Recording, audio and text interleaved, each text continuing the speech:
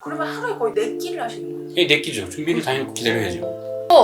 두 명이서 몇천 명? 이 아침밥을 한 며칠면 1200명에서 2000명 사이요. 쓰러지셨었어요? 예, 쓰러진 것 같아요. 2주 넘어가가지고 3주째쯤 쓰러지니까 의무돼 있어요. 조사해서 얘가 그럴 수밖에 없는 거를 인정해 주셔야 되는데 근데 왜? 그 사람들한테 한 달에 아무 의미 없어요. 기억도 안 나는 일이. 나한테 중요하지만 그 사람들한테는 그냥 인생에서 흘러가는 한 달이 뿐이야. 그리고 병도 지나가는 병이고.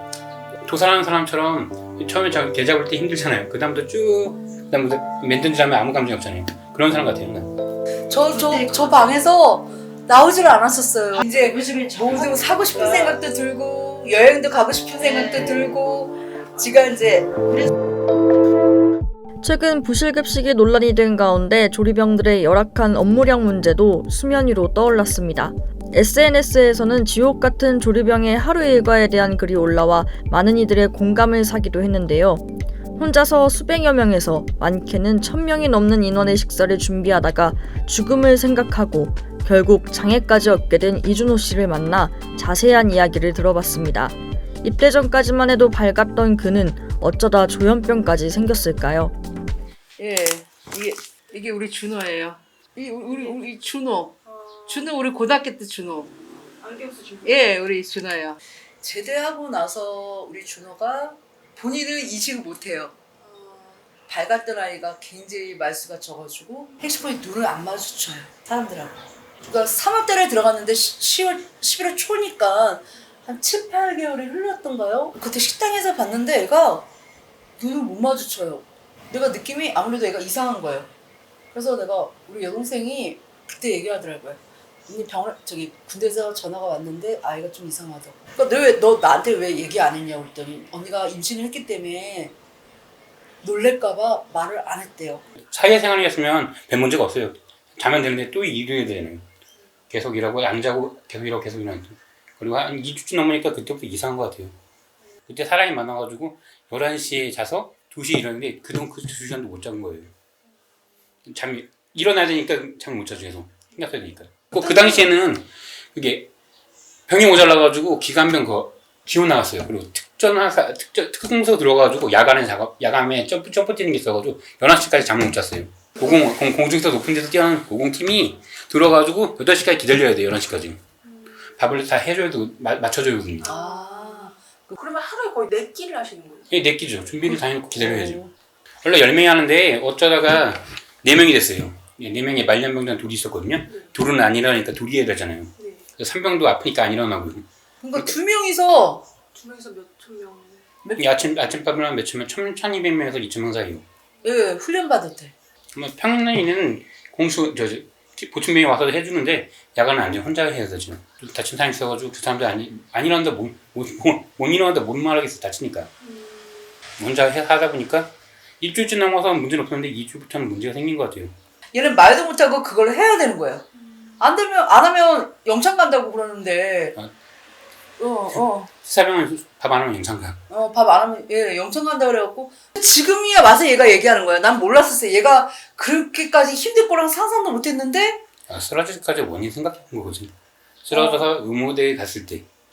쓰러지셨었어요? 예, 쓰러진 것 같아요. 2주 넘어가가지고 3주째쯤 쓰러지니까 의무대에 있어요. 정신 차리니까. 안 다친 게 다행이지. 예. 그러니까 기억이 전혀 안 돼서 그것까지는 기억이 안 나요. 그리고 잠을 자게 했는데 그때부터 간이 안 좋아진 것 같아요. 간이 나쁘니까 이성의 판단력이 떨어지고 잠을 안 자니까 또 이성의 판단력이 떨어지고 현실적인 이성적 감각이 떨어지니까 망상이 생겨서 그 망상 때문에 잠을 또 안 자고 계속이요. 조사해서 얘가 그럴 수밖에 없는 거를 인정해 주셔야 되는데 근데 왜? 그 사람들한테 한 달에 아무 의미 없어요. 기억도 안 나는 일이.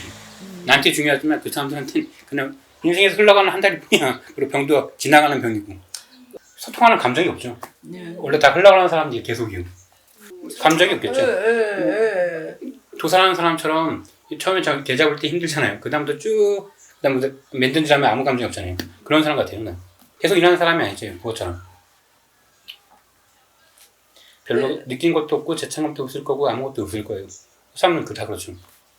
저 방에서 나오질 않았었어요. 방에 그냥 처박혀 있었어요. 막말. 저 방에 아무것도 안 하고 아무것도 못 하고 정말 긴 세월 저 조그만 저 방에서 저물을 열고 나오기까지가 얘가 몇 년이 걸렸던 거예요. 지금 십몇 년. 이제 요즘엔 뭐든 사고 싶은 생각도 들고 여행도 가고 싶은 생각도 들고 지가 이제 그래서 전국 이제 일지도 이런 가고 싶다 그러고 기회를 만들 그래서 수 내가 있는 문 밖으로 나오기가 힘들었던 녀석이 예. 1년 전부터 이제 얘기도 좀 하고 지금은 많이 나아졌지만 한때는 죽음까지 네, 생각했었던 네. 그인데요. 그런 거 사관당국 이용해. 그때 그 상관이 말씀하신 게 자살이 많대요. 우리가 모르는 자살이 많대요. 그때 저한테 말씀하셨어요.